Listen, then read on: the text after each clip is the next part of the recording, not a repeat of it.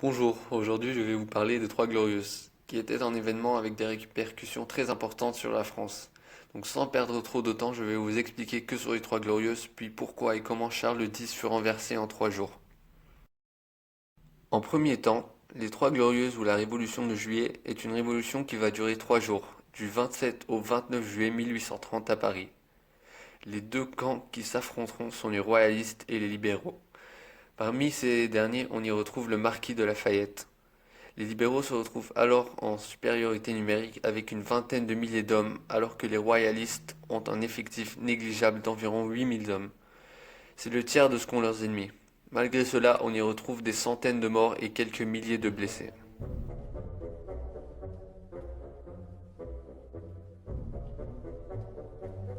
Mais pourquoi les Parisiens se sont opposés aux royalistes? Tout commence après une longue phase de tourments au ministère et au Parlement. Le roi Charles X veut ralentir les progrès des députés libéraux avec la publication des 5 ordonnances de juillet, ou ordonnances de Saint-Cloud, qui seront rédigées en secret.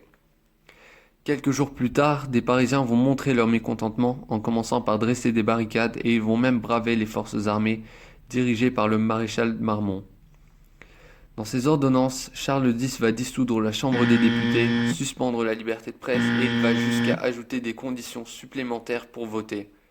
Pendant ce temps-là, Charles X et sa famille vont fuir Paris.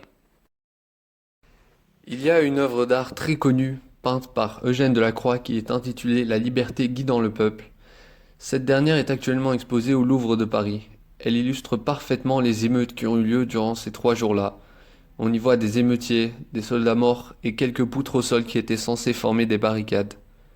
Mais ce tableau est plus connu pour la liberté représentée par une femme brandissant le drapeau tricolore qui inspire le peuple à la suivre en quête de liberté.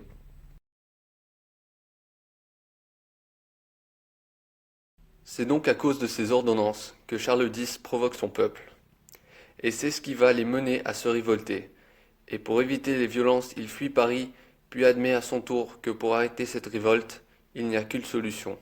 Il sera contraint de quitter son trône et il abdiquera enfin le 2 août 1830. À l'issue de ces 3 jours sanglants, Charles X sera contraint de laisser sa place à Louis-Philippe Ier au trône d'un nouveau régime politique, la monarchie de Juillet, qui sera une monarchie constitutionnelle.